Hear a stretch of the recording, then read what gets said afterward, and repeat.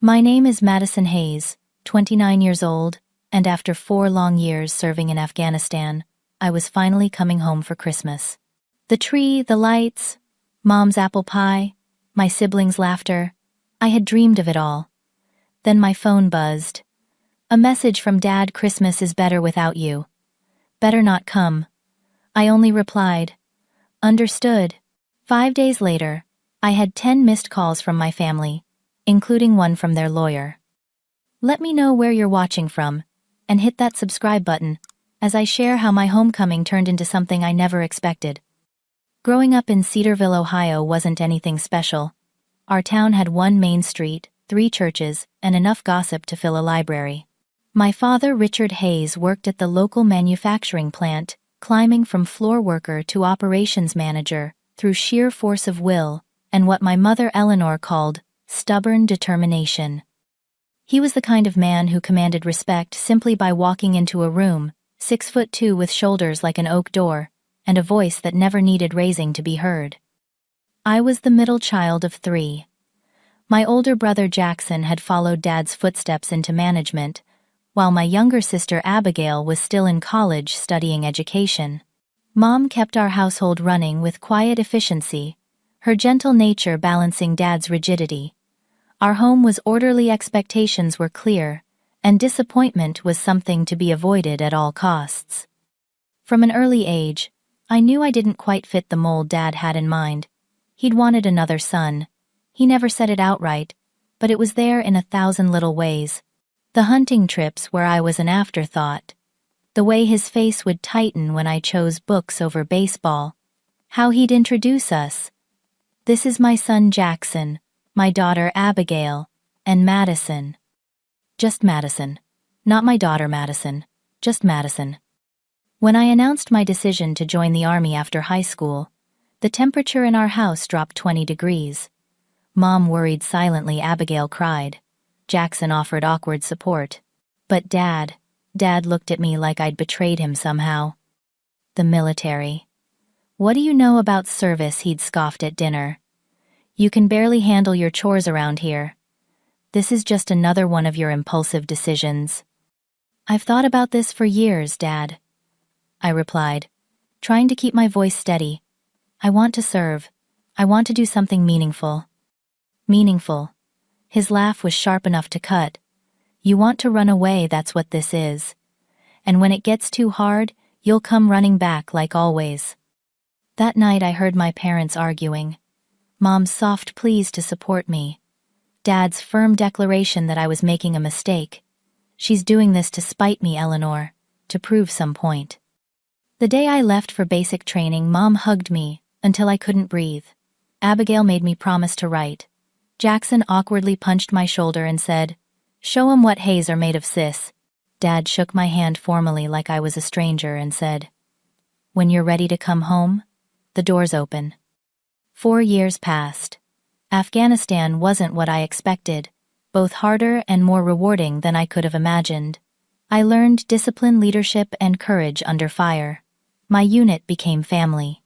We celebrated birthdays with stale cake, comforted each other after hard missions, and shared pictures from home like precious artifacts. I rose to staff sergeant, specialized in logistics, and earned commendations my father never acknowledged. Mom's letters were full of hometown news and gentle inquiries about my return. Abigail sent care packages with handmade cookies and colorful socks. Jackson's occasional emails were brief but supportive. Dad's communications were rare. A Christmas card signed by the whole family. A terse email when I was promoted. "Congratulations. Stay safe." A birthday message that read more like a weather report. "Your mother made your favorite cake. Abigail is doing well in school. The roof needed repairs." This Christmas was supposed to be different. After 4 years overseas, I had finally secured holiday leave. I'd been planning for months, saving money for gifts, arranging flights, coordinating with Mom to surprise everyone. In my bunk at night, I imagined the scene: the taxi pulling up to our snow-covered house, the Christmas lights twinkling, the door opening to shocked faces and then joyful tears. I pictured Dad's expression most of all, how his stern face would finally soften with pride. Maybe finally he would see me as I was, rather than what I wasn't. My unit friends helped me pick out presents. For Mom, a hand-carved jewelry box from a local Afghan artisan. For Abigail, a collection of exotic teas and a handmade scarf. For Jackson and his new wife, a set of traditional Afghan serving dishes. And for Dad, I'd spent weeks agonizing over his gift. Finally, I settled on a vintage compass from a military surplus store restored and polished to a high shine. I had it engraved, "To guide you home, Madison." "Your dad's gonna love that," my friend Stephanie said, as I wrapped it carefully in tissue paper. "It's thoughtful, but not too sentimental. Perfect dad gift." I nodded, but doubt gnawed at me. Would he see the meaning behind it? Would anything ever be enough? "Just wait till they see you in uniform," said Marcus, another friend in my unit. "Parents eat that stuff up. Your dad's gonna be bragging to everyone in town." I smiled and let them believe. It was easier than explaining the complicated truth that my father had never once said he was proud of my service. That in 4 years, he had never asked a single question about what I actually did in the Army. As December approached, I confirmed my leave, booked my flights, and emailed Mom the details. Her response was enthusiastic. "We can't wait to have you home. I won't tell anyone else. It'll be our secret surprise. Dad's been talking about having the whole family together for Christmas dinner. This will be perfect." Those words gave me hope. Dad had been talking about the whole family. Maybe things had changed. Maybe time and distance had softened his disappointment in me. Maybe this Christmas would finally bridge the gap between us. The night before my departure, I couldn't sleep. I repacked my bags 3 times, checked my flight information repeatedly, and scrolled through old family photos on my phone. In every picture with Dad, I was standing slightly apart, my smile a bit too eager, his arm never quite reaching around my shoulders. Tomorrow would be different. Tomorrow I would come home a changed person, stronger, more confident, accomplished. Surely he would see that. Surely this time I would be enough. The 18th of December dawned bright and clear in Bagram. My bags were packed, paperwork processed, and transportation to the airfield arranged. I'd said goodbye to most of my unit the night before, at an impromptu party where they presented me with a gag gift of earmuffs for all that Ohio snow, and a real gift, a beautiful silver photo frame, engraved with our unit insignia. "For your family picture when you get home," Stephanie said, hugging me tight. "We want proof that the legendary Hayes family Christmas is as perfect as you've described." As I waited for my ride to the airfield, my phone buzzed with a message notification. Expecting last-minute well wishes from a friend, I smiled as I opened it. The smile froze on my face. "Madison," my father's message read, "I've been thinking about your visit. Christmas is better without you. Better not come. Your mother is stressed enough preparing for Jackson's in-laws. Abigail is bringing her new boyfriend. We don't need the disruption. Maybe Easter instead." I read the message 3 times, each word cutting deeper than the last. Christmas is better without you. Not Christmas will be complicated. Or, could you change your dates? But better without you. As if my presence would diminish rather than enhance the holiday. My hands trembled as I typed and deleted multiple responses. What could I possibly say? Finally, I sent a single word: understood. I sat motionless, as the desert sun blazed through the window, casting harsh shadows across the barren room. A knock at my door barely registered. "Hayes, your transport's here," called a voice. "I'm not going," I replied, my voice hollow even to my own ears. "What, your flight leaves in 3 hours? Is everything okay?" I showed Marcus the message, watching his expression shift from confusion to outrage. "That's messed up," he said finally. "Like seriously messed up. Have you called your mom?" I shook my head. She must agree with him. She's always followed his lead. "You don't know that. Call her." I tried. The call went straight to voicemail. I tried my sister with the same result. My brother's phone rang but no answer. I even tried our landline, something we rarely used anymore. Nothing. Maybe it's a misunderstanding, Marcus suggested, but his tone made it clear he didn't believe that any more than I did. I forwarded the message to my commanding officer, explaining my changed plans. Within an hour, my leave was officially canceled. My seat on the transport reassigned. "You can still take the leave," my CO said kindly. "Go somewhere else. Hawaii's nice this time of year." But I couldn't imagine celebrating anywhere. The Christmas spirit that had buoyed me for weeks vanished like morning mist. I volunteered to cover shifts for others who had family waiting, throwing myself into work to avoid thinking about what might have been. The base transformed for the holidays. A massive artificial tree appeared in the mess hall, decorated with handmade ornaments and battery-operated lights. Care packages arrived by the truckload, bringing cookies, candy, and cards from strangers thanking us for our service. Christmas music played over the PA system during mealtimes.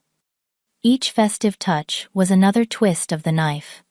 I avoided the communal areas when possible, taking my meals at odd hours and volunteering for the most tedious inventory tasks to keep busy. 3 days after the message, my commanding officer found me in the supply depot counting boxes of MREs. "Hayes," she said, "everything okay? You've been working non-stop." I straightened up, automatically adopting parade rest. "Yes, ma'am. Just staying busy." Lieutenant Colonel Winters studied me with knowing eyes. At 42, she'd been in the Army longer than some of our youngest recruits had been alive. Nothing escaped her notice. "I heard about your Christmas plans falling through," she said. "That's rough." "It's fine, ma'am. Family circumstances change." "They do," she agreed. "And sometimes family disappoint us in ways we never expected." She handed me a folder. "Here's the thing, Hayes. The USO is arranging a special Christmas event in Germany for troops who can't make it home. 3 days at a resort, all expenses paid. I've put your name down." I started to protest, but she held up her hand. "That's an order, Staff Sergeant. You've earned a break and you're taking one. Transport leaves tomorrow at 0600.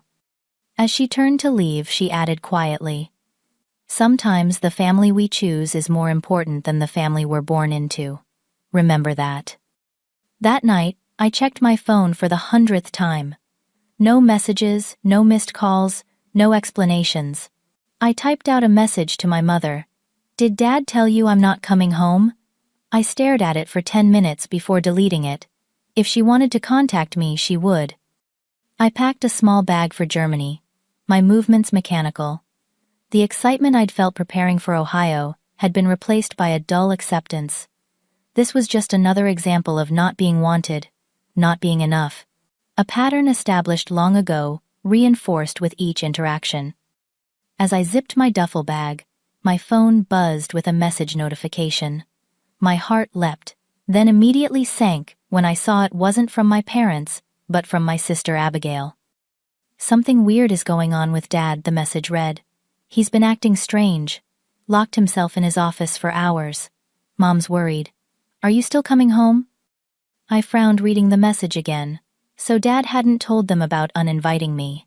I typed back, "Dad told me not to come. Said Christmas would be better without me." 3 dots appeared, disappeared, appeared again. Finally, "What? That makes no sense.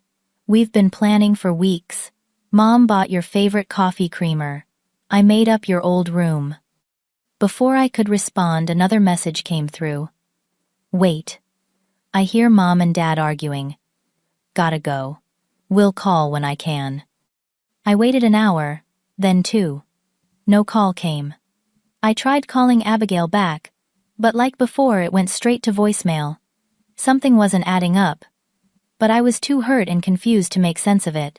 Eventually, I fell into a restless sleep dreams, filled with Christmas trees that turned their backs on me and family dinner tables, where my chair kept disappearing. Germany was beautiful in December. The resort the USO had arranged was nestled in the Bavarian Alps, with snow-covered peaks visible from every window. Under different circumstances, I would have been enchanted.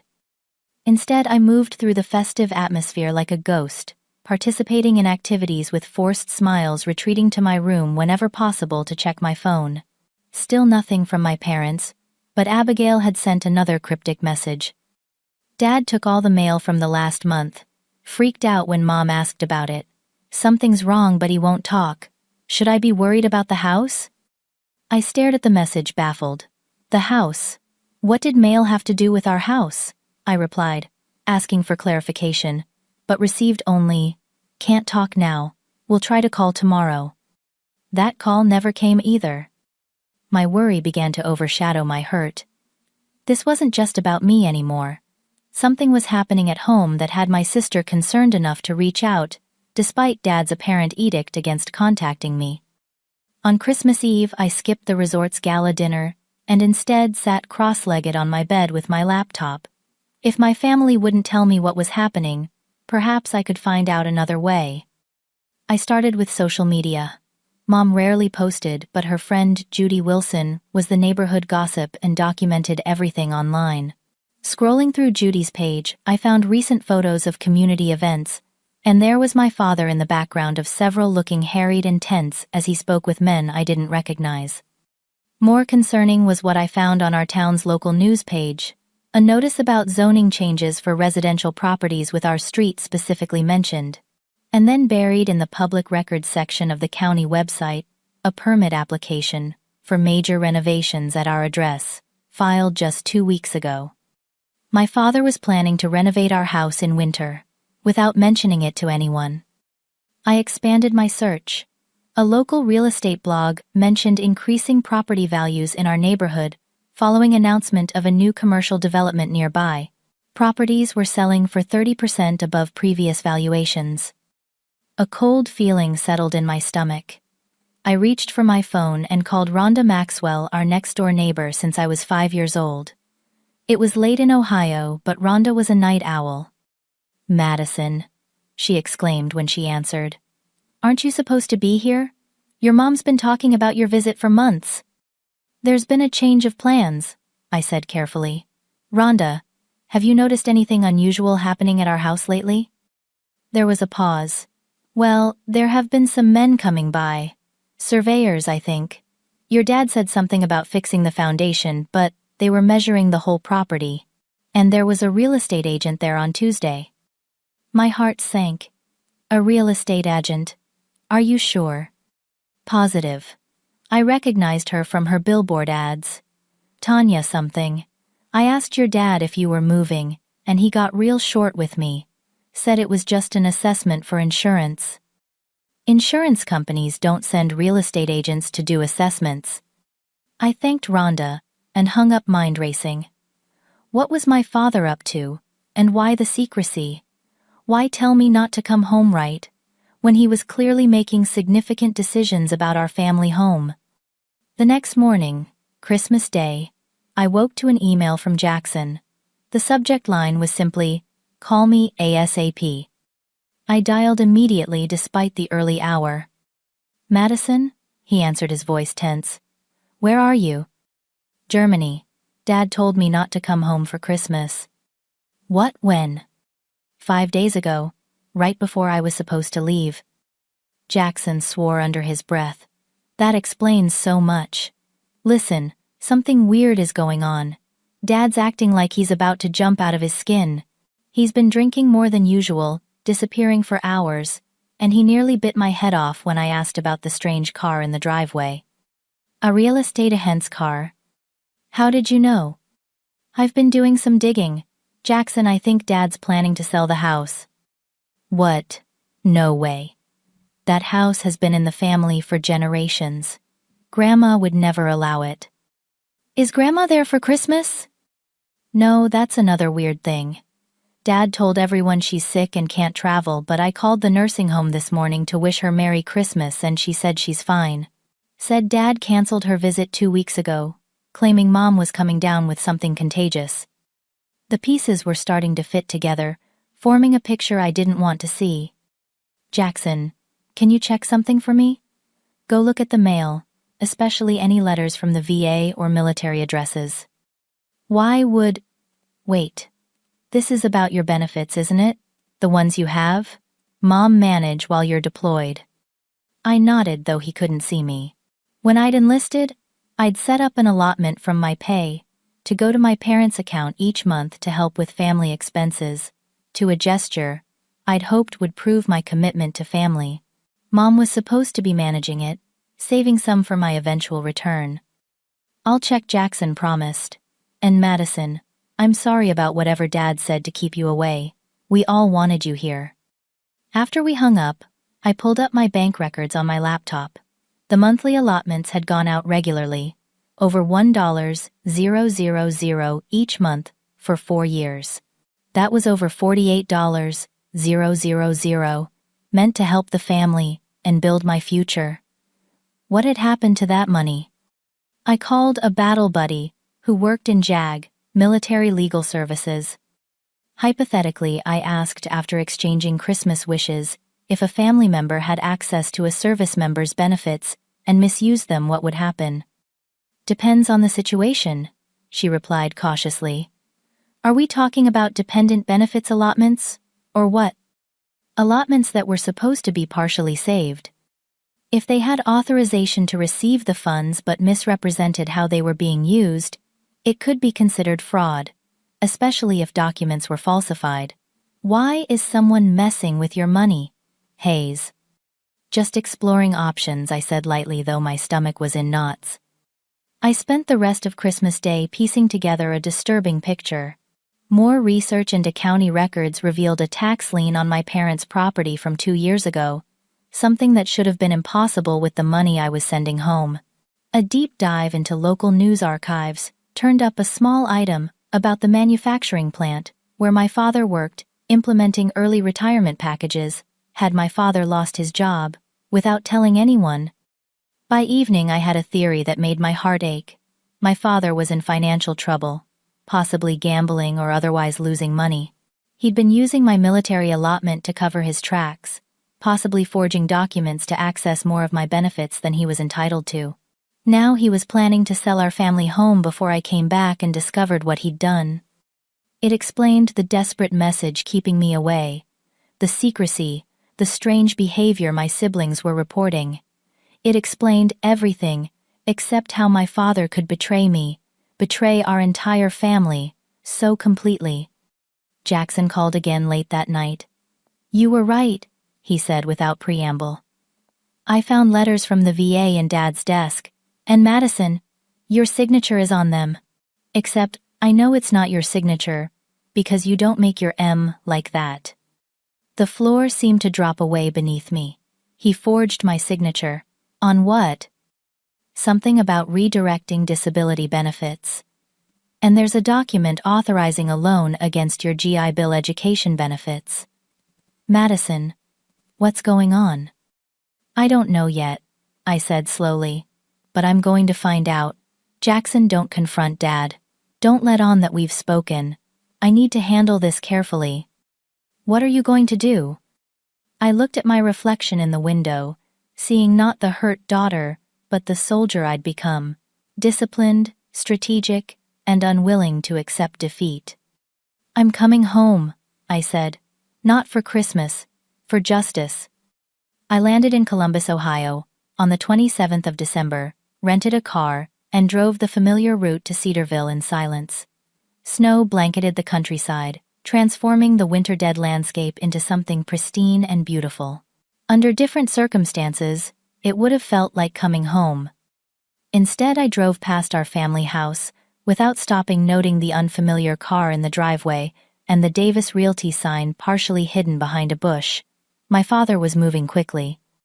I checked into the Cedarville Inn under my married friend's name, paying cash. Then I called Timothy Fletcher, a high school friend, who had become a financial advisor at the local bank. "Madison Hayes," he said, when we met in the coffee shop an hour later. "The prodigal daughter returns. I thought you weren't coming home this Christmas." "Change of plans," I said. "Tim, I need your help with something sensitive." His smile faded as I explained my suspicions. "That's a serious accusation, Madison. Your father is well respected in this community." "I know. That's why I need to be certain before I do anything. Can you help me check if there have been unusual financial activities? Tim hesitated. I can't access private records without authorization, but, he lowered his voice, there have been rumors. Your dad's name has come up in conversations with other financial professionals. Nothing specific, just concerns about some irregular transactions. What kind of transactions? Large cash withdrawals, transfers to accounts in Nevada, and recently inquiries about quick-sale real estate options below market valuations. My breath caught. Nevada was known for its casinos. Gambling. Tim spread his hands. I can't confirm that. But about 6 months ago, the regional manager of First National mentioned your father had maxed out a home equity line of credit and was seeking additional loans, using property as collateral. Property that wasn't entirely his to leverage, not if my money had been going into it for years. I thanked Tim, and left my next destination already planned, the office of Howard Bennett, our family lawyer since before I was born. The receptionist at Bennett Law Offices didn't recognize me at first. When I identified myself, her eyes widened. Miss Hayes, Mr. Bennett has been trying to reach you. He left multiple messages. I've been overseas, I said. Military service makes communication difficult sometimes. 5 minutes later, I was seated across from Howard Bennett, whose gray eyebrows knitted together as he studied me. Madison, he said finally. I've known you since you were in pigtails, so I'm going to be direct. Are you aware that your father is attempting to sell your family home? I just found out. What I don't understand is how he can do that. The house was my grandparents' originally. Shouldn't my grandmother still have some ownership? Bennett nodded gravely. That's precisely why I've been trying to reach you. Your grandmother Rose transferred her interest in the property to you, and your siblings equally when your grandfather died. It was her way of protecting the family legacy while avoiding estate taxes. Your father only owns 1/5 of that house. You, Jackson, and Abigail each own 1/5, as does your mother. I felt a chill that had nothing to do with the winter weather. So he can't sell without our consent. Technically, no. But Bennett pulled a document from a folder. He presented these consent forms supposedly signed by all parties. When I saw your signature, I knew something was wrong. The Madison Hayes I know has been meticulous about legal matters since she helped revise the Student Council Constitution in high school. You would never sign a document without reading every word. He slid the paper across to me. There was my supposed signature, a reasonable facsimile, but as Jackson had noted, the M was formed differently than my own distinctive style. There's more, Bennett continued, pulling out additional documents. Your father has been leveraging your military benefits in concerning ways. He presented a power of attorney document that gave him control over your finances, but the notarization is questionable at best. And there are these loan applications using your GI Bill benefits as collateral. I flipped through the papers, each one another blow to my already shattered trust.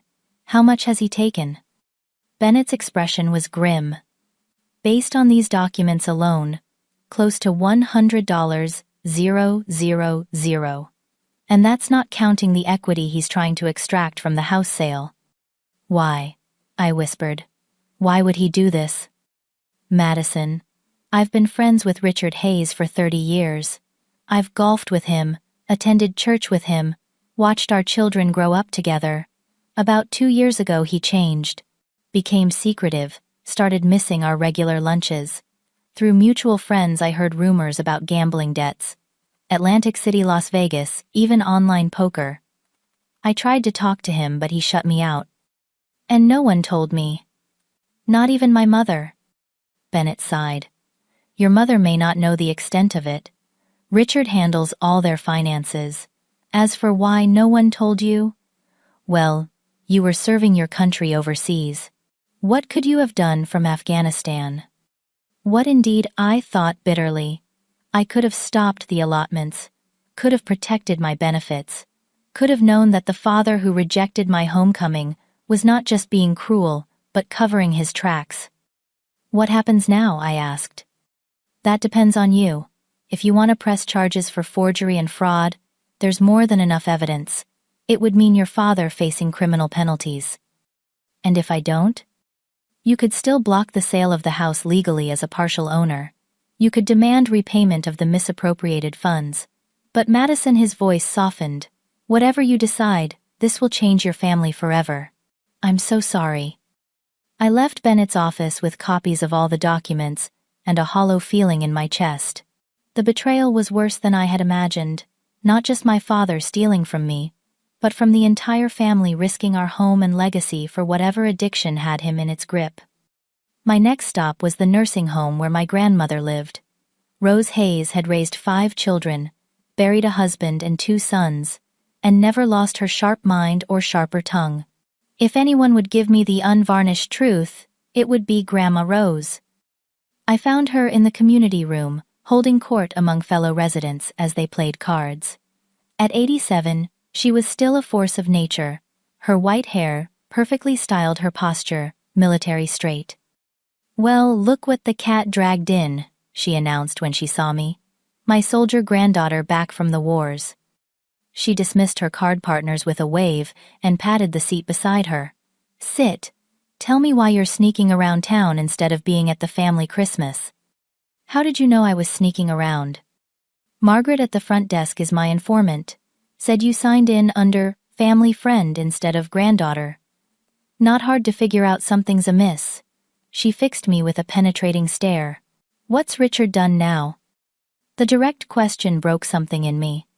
For the first time since receiving my father's message, I felt tears threaten. "How did you know it was about Dad?"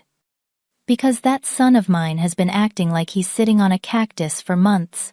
Cancelled my Christmas visit with a transparent lie. Hasn't visited me himself in weeks after years of Sunday visits like clockwork. And he's been asking strange questions about the house deed." She reached for my hand. "Tell me everything, Madison. No sugarcoating." So I did. As the winter afternoon faded to evening, I laid out the whole sordid story. The uninvite, the forged documents, the misappropriated benefits, the attempted house sale. Grandma Rose listened without interruption, her face growing sterner with each revelation. When I finished, she was silent for a long moment. Then she reached for her purse and extracted a cell phone that looked incongruously modern in her wizened hands. "Margaret," she barked when someone answered. "I need a car. Yes now. Family emergency. And call my lawyer. The young one, not Howard. Tell him to meet me at my old house in 1 hour." She turned to me after hanging up. "You have 2 choices, Madison. Hide in that motel feeling sorry for yourself or stand up and fight for what's yours." "What's ours?" "The Hayes family legacy isn't Richard's to gamble away." "What are you planning?" I asked, recognizing the determined set of her jaw, the same expression I saw in the mirror when facing a difficult mission. "An ambush," she said grimly. "Military term, isn't it? We're going to catch your father with nowhere to run. No more lies, no more secrets. Tonight." As I helped my grandmother to her feet, I realized the tactical planning skills I'd learned in the army hadn't come from nowhere. Grandma Rose had been executing precision strikes for decades. "One question," I said as we walked slowly to the exit. "Did you know about Dad's gambling, I mean?" She sighed suddenly, looking every one of her 87 years. "I suspected. Your grandfather had the same weakness. It's why I put protections on the house when I transferred ownership. I just never thought Richard would go so far as to forge documents and steal from his own daughter." Her eyes, so like my own, hardened with resolve. "But I promise you this, Madison. He won't get away with it. Not while I'm still breathing."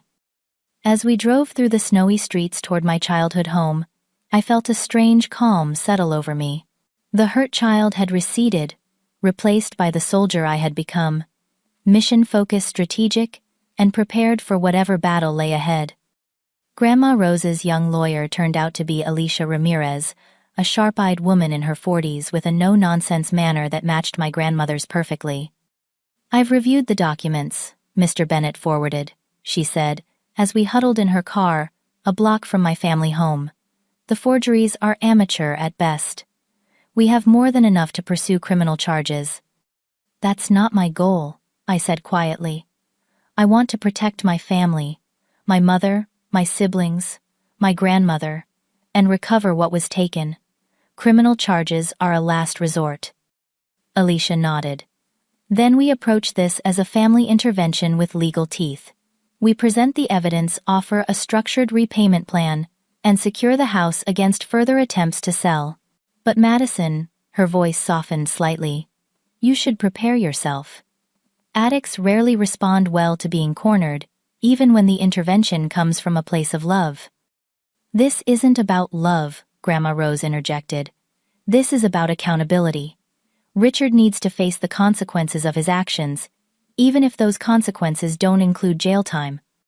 While Alicia made calls to ensure all the legal documents were in order, I contacted Jackson and Abigail separately, asking them to meet me at a nearby restaurant in 30 minutes. I needed to brief them before confronting our father. Jackson arrived first, giving me a bone-crushing hug. I still can't believe Dad told you not to come home. We've been talking about your visit for months. Abigail rushed in, moments later, her face tear-streaked. Madison? What's going on? Dad's been acting crazy. Mom's barely speaking, and then you show up secretly. Are we in danger? Or something? I took a deep breath and laid out everything I'd discovered. The gambling, the forged documents, the financial deception, the attempted house sale. Their expressions shifted from disbelief to horror to anger as the full picture emerged. That son of a bitch, Jackson muttered, his hands clenching into fists.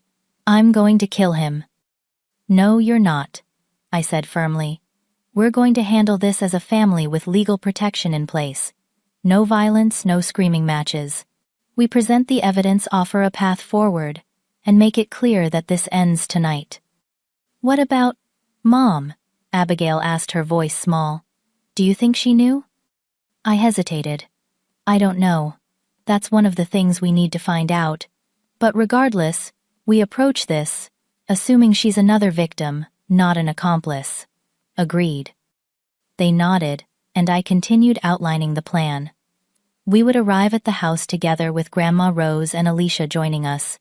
Jackson would secure any financial documents in the home office to prevent destruction of evidence. Abigail would ensure Mom was okay and keep her calm. I would lead the confrontation with Alicia, providing legal framework, and Grandma Rose the moral authority. The goal is resolution, not retribution. I reminded them, channeling the leadership training that had become second nature during my service. We're not trying to destroy Dad. We're trying to save what's left of our family. As we walked toward the house, Abigail clutched my arm. I'm scared, Madison. I've never seen Dad like this before. Yesterday he yelled at Mom for asking about the real estate sign. He's never yelled at her before. I squeezed her hand. That's why we're doing this now, before things get worse. Grandma Rose and Alicia were waiting in the driveway as planned. With a nod to each other, we approached the front door, the same door I'd imagined welcoming me home for a joyous Christmas reunion just days earlier. Jackson used his key and we entered quietly. Christmas decorations were still up, the tree in the corner, stockings on the mantel, including one with my name. The sight sent a pang through my chest. They had prepared for my arrival, despite my father's message. We found Mom and Dad in the kitchen. Eleanor Hayes was at the sink washing dishes, her movements mechanical. Richard Hayes sat at the table with papers spread before him, a glass of whiskey at his elbow. He looked up as we entered, his expression shifting from surprise to alarm when he saw me, then to tightly controlled anger when he spotted Grandma Rose and the unfamiliar lawyer. "What is this?" he demanded, standing abruptly. "Madison, you're supposed to be in Afghanistan. And Mother, you should be at Pine Ridge. What's going on?" "That's what we'd all like to know," Richard. Grandma Rose said, her voice steely, as she lowered herself into a chair. "Sit down. We need to talk." "If this is about the house, I can explain," he began, his eyes darting between us. "It's a temporary measure, a refinancing strategy. Nothing to concern any of you. It's about more than the house, I said, placing the folder of documents on the table. It's about forgery, fraud, theft of military benefits, gambling debts. It's about lies, Dad. Years of them. The color drained from his face. Behind him, Mom turned from the sink, confusion and fear washing over her features. Richard, what is she talking about? For a moment I thought he might deny everything. Then his shoulders slumped, the fight draining out of him visibly. Eleanor, he said, not meeting her eyes, I've made some mistakes. Mistakes? Jackson echoed incredulously. Is that what you call stealing from your daughter? Forging documents? Trying to sell our family home behind everyone's backs? Dad flinched, but said nothing. Alicia stepped forward, professional and calm. Mr. Hayes, we have documented evidence of multiple fraudulent activities, including forgery of your daughter's signature on military benefit documents, unauthorized loans, using the GI Bill as collateral, and attempted property fraud related to the family home. These are serious offenses with potential criminal penalties. Criminal, Mom whispered, sinking into a chair. Richard, what have you done? I sat across from my father, forcing him to look at me. Why, Dad? Why did you tell me not to come home? Was it just to hide all this? Or has it always been because I'm not enough for you? His eyes, so like my own, finally met mine.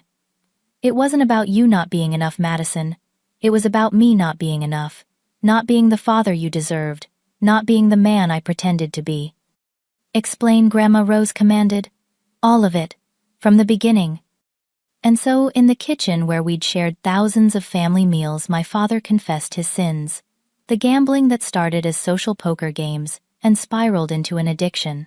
The job loss he concealed 2 years ago, pretending to go to work while actually spending days at casinos.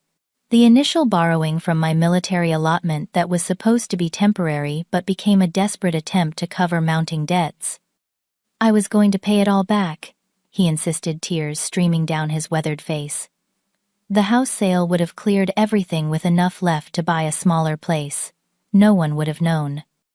I would have known, I said quietly. I earned that money, Dad. Serving in a war zone while you were losing it at poker tables. How could you do this to me? To all of us? I was ashamed, he whispered. Each time I tried to stop, I just dug the hole deeper. And then you were coming home. You would have asked questions, wanted to know about the money you'd been sending. I couldn't face you. Mom's voice cut through the tension. You told our daughter not to come home for Christmas because you were covering up gambling debts. You let me believe she had changed her mind, that she wasn't coming after all. I cried for days, Richard. Days. I'm sorry, he said, the words seeming to cost him physically. I've destroyed everything. Not yet, I said, surprising myself with the steadiness in my voice. But you were close. Alicia laid out the terms we had prepared. Dad would enter a treatment program for gambling addiction. He would sign a legally binding repayment agreement for all misappropriated funds. The house sale would be canceled immediately. Full financial disclosure would be required, with Mom taking control of all accounts. Any violation would result in criminal charges being filed. And one more thing, I added. You will tell me the truth, the complete truth, about why you've always been so distant with me. Was it really just disappointment that I wasn't a son? Or is there more? The question hung in the air between us. After a long moment, Dad spoke, his voice barely audible. I was afraid of you, Madison. Afraid because you remind me so much of my father, your grandfather. The same determination, the same unflinching honesty. He always saw right through me, knew my weaknesses. When you decided to join the army just like he had, I knew you'd become someone I couldn't manipulate or fool. Someone who would eventually see the truth about me. And what truth is that, I asked? That I'm weak. That I've always been weak. Your grandfather knew it. My mother knows it. And now all of you know it too. In that moment, looking at my broken father, I felt something unexpected: pity. Not forgiveness, not yet. but recognition that the man I'd spent my life trying to please had been waging his own battles all along. "Weakness isn't a death sentence, Dad," I said finally. "But dishonesty is the death of trust. If there's anything to salvage here, it starts with complete honesty from this moment forward." He nodded, tears falling freely now. "I'll do whatever it takes. I'll sign anything. Just, please don't give up on me completely." As Alicia produced the legal documents for signatures, I stepped outside onto the back porch, needing air. The night was clear and cold stars blazing overhead in the way they only do in winter. I heard the door open behind me and turned to see my mother. "I didn't know," she said immediately, "about any of it. I believed him when he said your allotment was going into a savings account for you. I believed him about everything." "I know, Mom." She stepped closer, her breath fogging in the cold air. "He called you that day, when he sent that terrible message. I overheard him say Christmas would be better without you. I confronted him afterward, demanded to know what he'd done. He claimed it was a misunderstanding, that he was talking about his boss who wanted to visit. I knew he was lying, but when I tried to call you, he said your unit had moved and the number wouldn't work." "He was desperate," I said. "Desperate people do unforgivable things." "Can you forgive him?" "Eventually." I looked up at the stars, thinking of nights in Afghanistan when these same stars had been my only connection to home. "I don't know, Mom, but I'm here now. We'll figure it out together." She hugged me then fiercely, as if making up for the Christmas embrace we should have shared days ago. "My brave girl," she whispered. "I'm so proud of you." Inside documents were signed, terms agreed upon, the first steps of a long recovery process set in motion. It wasn't the Christmas homecoming I had imagined, but as I looked around at my family, broken but not destroyed, wounded but still fighting, I realized it was perhaps the homecoming we all needed. The truth finally was on the table, and truth painful, as it was offered the only path forward. The days following our confrontation took on a surreal quality. Dad checked into a residential treatment program for gambling addiction the very next morning, driven there by Jackson in tense silence. Mom spent hours on the phone canceling the house sale, the real estate agent clearly baffled by the sudden reversal. Abigail took a leave of absence from college to help sort through the financial wreckage, and I extended my leave working remotely on necessary paperwork to reclaim my benefits. Grandma Rose moved back into the family home, temporarily taking up residence in the guest room, like a general establishing a command post. "Someone needs to keep this family on track," she announced, bringing with her a tattered account book from her own marriage. "Your grandfather had the same demon, Richard. The difference was, I controlled the money from day one." With Dad gone, the house felt both emptier and somehow freer. Years of tension I hadn't fully recognized dissipated, allowing us to speak more openly than we ever had before. "He was different when you were deployed," Abigail told me, as we sorted through the home office organizing financial documents, more critical of everything I did.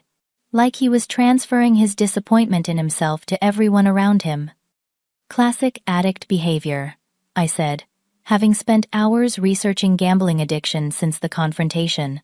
Deflection, projection, creating chaos to distract from their own actions. "Did you mean what you said about not pressing charges?" she asked, pausing with a folder in hand. I considered the question carefully. "Yes, but that doesn't mean there aren't consequences. The repayment plan Alicia drew up will take years to fulfill. Dad's going to be accountable to this family in ways he's never been before." Jackson was less forgiving. "He betrayed all of us, but especially you, Madison. 4 years of your hard-earned money gone. Your GI Bill compromised. How can you not want him to pay more severely?" "Because punishment won't recover what was lost," I explained one evening as we walked the snow-covered property. "Recovery might. Rehabilitation might. The dad we knew is gone, Jackson. Maybe he was never really that person to begin with, but the dad he becomes through this process, that's still to be determined."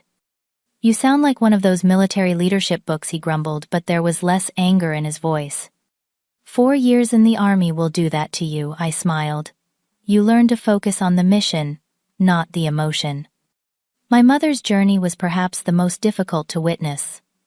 30 years of marriage built on what she now realized was a foundation of half-truths and omissions.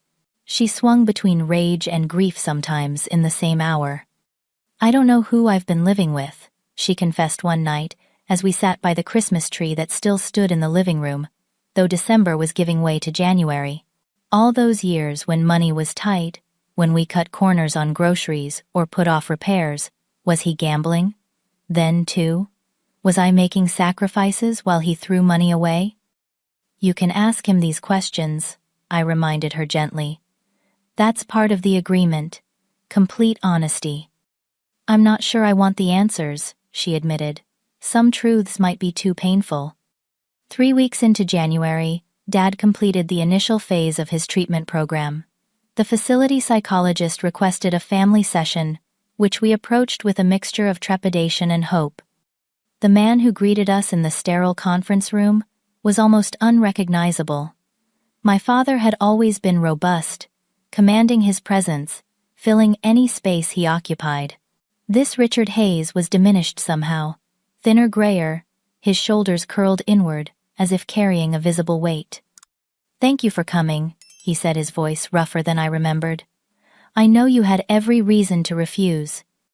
The therapist Dr. Marshall guided us through what he called structured reconciliation dialogue. Dad had prepared statements for each of us, starting with Mom, then moving to Jackson and Abigail. When my turn came, I steeled myself for platitudes, for the kind of generic apology that acknowledges wrongdoing without truly accepting responsibility. What I heard instead left me speechless. Madison, Dad began, his hands trembling slightly as he held his notes.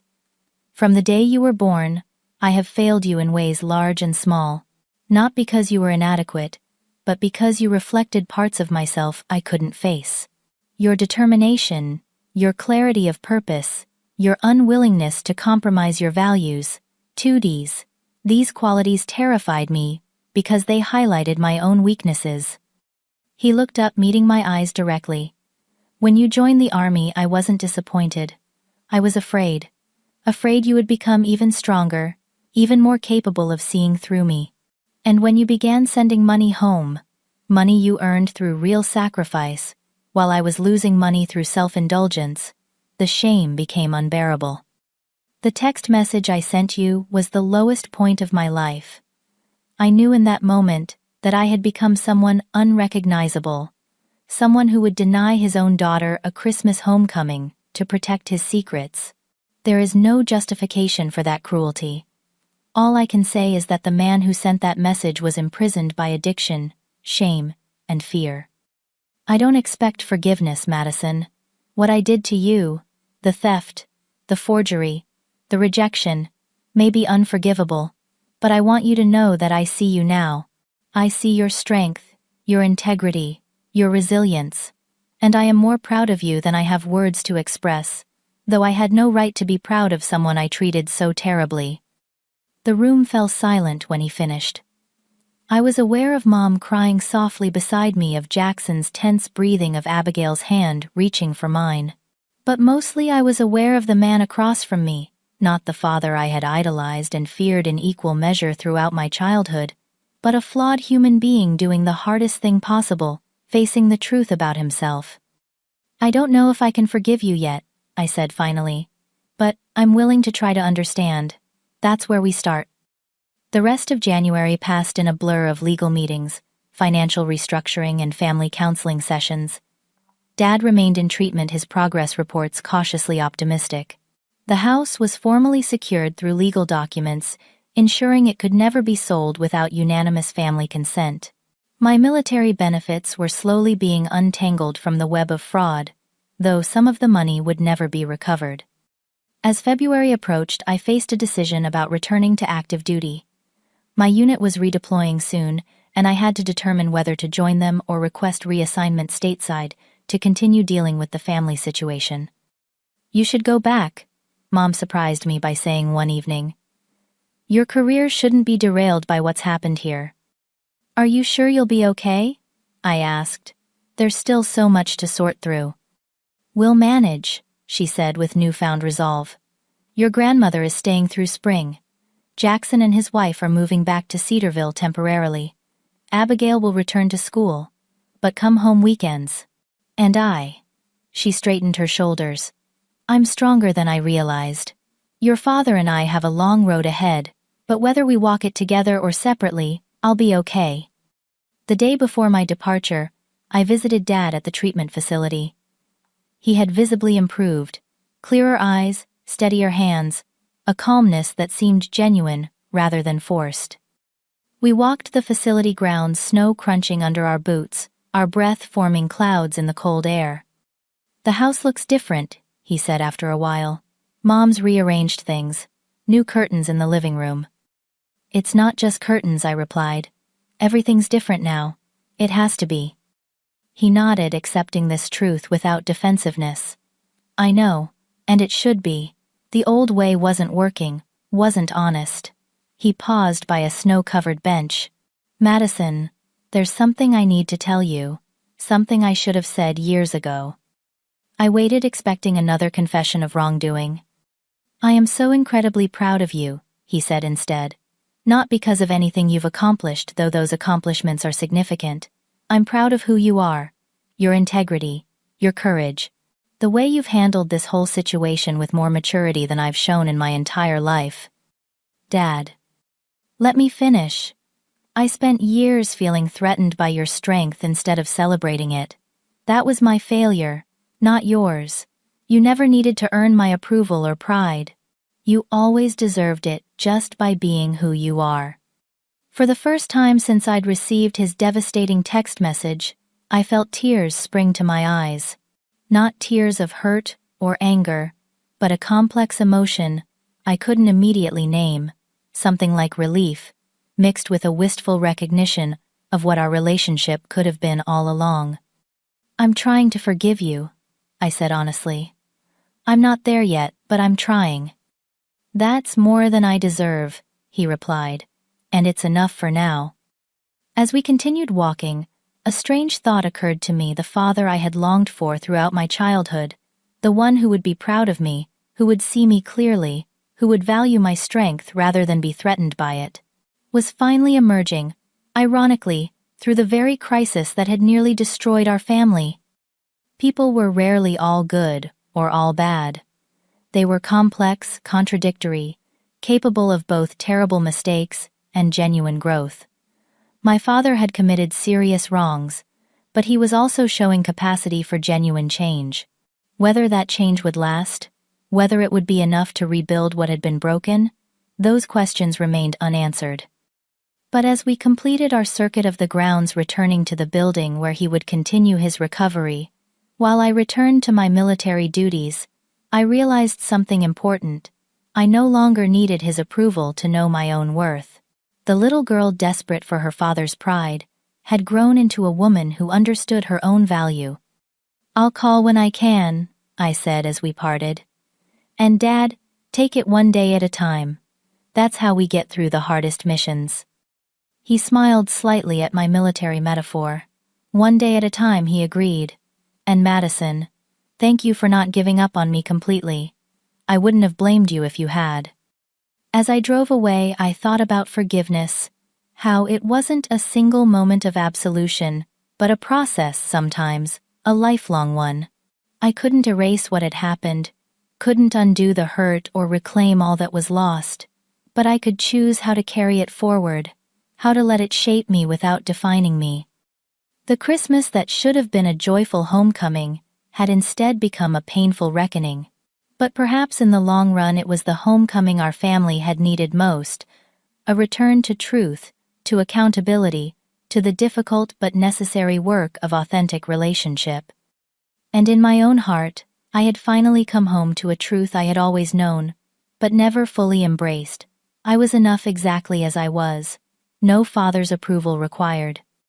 1 year passed, then 2. The rhythm of military life continued. Deployments, training exercises, promotions. I returned home more regularly, shorter visits but more frequent ones. Each trip showed me a family in various stages of healing. Dad completed his residential treatment program and moved into a structured outpatient recovery process. The legal agreement required complete transparency in all financial matters, with Mom having final authority over accounts. He found work at a local hardware store, a significant step down from his previous management position, but one he approached with a humility that would have been unimaginable in the man I knew before. "It's honest work," he told me during my first visit after his treatment. "No corner offices, no expense accounts. But at the end of each day, I know exactly what I've accomplished and what I've earned." Mom transformed perhaps the most dramatically. The quiet, accommodating woman who had orbited Dad's stronger personality for decades discovered her own gravity. She returned to college to finish the degree she'd abandoned. When they married, joined the church finance committee, and started a support group for families affected by gambling addiction. "I spent 30 years believing my role was to support your father's dreams," she explained as we planted spring bulbs in the garden she had redesigned. "Now I'm discovering my own." Their marriage survived, though, in a form neither would have recognized before. They attended counseling weekly, practiced what therapists called radical honesty, and rebuilt their relationship on a foundation of earned trust rather than assumed loyalty. "Some days I still get angry," Mom confided during my second Christmas home, the one that should have been. "When I think about the lies, the secrets, the years of deception, it can still make my blood boil. But then I look at who he's becoming, who I'm becoming, and I realize we might end up with something better than what we thought we had before." Jackson and his wife welcomed their first child, naming her Rose after our grandmother, who had returned to her assisted living facility, but remained a powerful presence in family decisions. Abigail graduated college and started teaching at the local elementary school, her boyfriend, now her fiancé. And me, the Army, remained my anchor, but I found myself less defined by it than before. I took leave to help Mom redecorate the house, assisted Jackson with baby Rose's nursery, attended Abigail's teaching conferences. The family that had existed in my periphery while I sought my father's elusive approval became central to my life in new and nurturing ways. My relationship with Dad evolved slowly, cautiously. The forgery and theft were addressed through the legal agreement with regular payments, gradually restoring what had been taken. The deeper wounds, the rejection, the lifelong emotional distance, the Christmas homecoming that never happened, those required different kinds of repayment. "I missed so much," Dad said during a fishing trip we took during my third year post-confrontation. We sat in a small boat on the lake where he had taught Jackson to fish, but never me. "All those years focused on what you weren't, instead of seeing who you were." "Why did you need me to be something specific?" I asked, a question that had lingered for years. He thought for a long time before answering.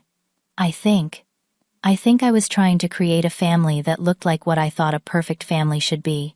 Jackson, following in my footsteps. Abigail being the sweet, uncomplicated daughter, you being," he faltered. "Being what, Dad?" "Being less challenging. Less like my father who never thought I measured up. Less like the parts of myself I didn't want to face." He cast his line, watching it arc over the still water. "It wasn't about you, Madison. It was about my own inadequacies. But you paid the price for that, and I'm so deeply sorry." These conversations happened in fragments across months and years. No single discussion healed everything, but each one removed another splinter from the wound, allowing cleaner healing. The financial restitution progressed steadily. By the 5th year, most of my stolen benefits had been repaid. Dad never missed a payment, working extra shifts, selling his collectibles, living frugally to fulfill his obligation. The money mattered less to me than the commitment it represented, his determination to make tangible amends for tangible wrongs. My military career flourished. I made captain, specialized in logistics and strategic planning, received commendations that my entire family attended. At each ceremony, Dad sat quietly in the audience, his pride evident but restrained, aware that he was still earning the right to fully claim it. "Your colleagues respect you so much," he observed after one such event. I can see it in how they defer to your expertise, seek your opinion. It took time to build that trust, I replied, the parallel to our own relationship intentional. He nodded, understanding. Trust is earned through consistent action over time. I'm still working on that part. The Christmas season remained complicated for us. The ghost of that first rejected homecoming lingered, making the holidays both a reminder of betrayal and an opportunity for redemption. We developed new traditions, volunteer work at local shelters, progressive dinners with extended family, a special celebration on the 18th of December, Tooth Date, of Dad's fateful text message now reclaimed as Truth Day, when we each shared something difficult but honest with the family. During the 6th Christmas, after the confrontation sitting in the living room of the house that had nearly been lost, I watched my family with new eyes. Jackson's daughter toddling after Abigail's new puppy. Mom and Dad in matching sweaters, their hands linked casually. Grandma Rose holding court from her favorite armchair, sharp as ever, at 93. This was not the perfect family I had imagined during lonely nights in Afghanistan. It was messier, more complicated, shaped by both betrayal and forgiveness. But it was real in a way that my idealized version never had been. "Penny, for your thoughts," Dad said, sitting beside me on the window seat. "I was just thinking about expectations versus reality," I replied. "How sometimes what we get isn't what we wanted, but it might be what we needed." He nodded slowly. "Like a father who fails catastrophically, but then has to rebuild himself into someone better." "Something like that." "Madison," he said, his voice soft enough that only I could hear, "I know I can never fully make up for the past. Some debts can't be repaid in full. But I want you to know that the work of trying to be worthy of being your father has made me a better man than I ever would have been otherwise." In that moment, I realized something profound. The forgiveness I had been gradually extending to my father had never been about absolving him of responsibility. It had been about freeing myself from the weight of anger and disappointment. It had been about making space for something new to grow in the cleared ground of our relationship. "We're okay, Dad," I said, meaning it perhaps for the first time. Not perfect, not what we might have been without the detours, but okay. His eyes glistened. "That's more than I dared hope for." Later that night, as the house quieted and family members drifted to their rooms, I stood on the back porch, looking at the winter stars. The same stars that had watched over me in Afghanistan, the same stars that had witnessed my father's deception and subsequent redemption, the same stars that would continue their silent vigil over whatever came next for our family. The military had taught me that resilience wasn't about avoiding damage, it was about how you rebuilt afterward. My family had been broken, but in the rebuilding we had created something stronger, more authentic, and ultimately more valuable than what had existed before. Some people never get the father they deserve. Some fathers never become the men their children need them to be. But sometimes, through painful reckonings and honest confrontations, people can grow into better versions of themselves. Not perfect, not unmarked by past failures, but genuinely transformed. As I prepared to return to my unit after the holidays, I realized I had finally found peace with my father, not because he had become perfect, but because I no longer needed him to be. The wounded child seeking validation had become a woman who understood that true validation comes from within, enhanced by relationships, but not dependent on them. The Christmas homecoming that never happened had set in motion a journey none of us could have anticipated, a journey through betrayal and forgiveness, through painful truth and hard-won wisdom. It wasn't the story I would have chosen, but it was ours. And in its messy, complicated reality, it had shaped us all into stronger, more compassionate, more authentic versions of ourselves.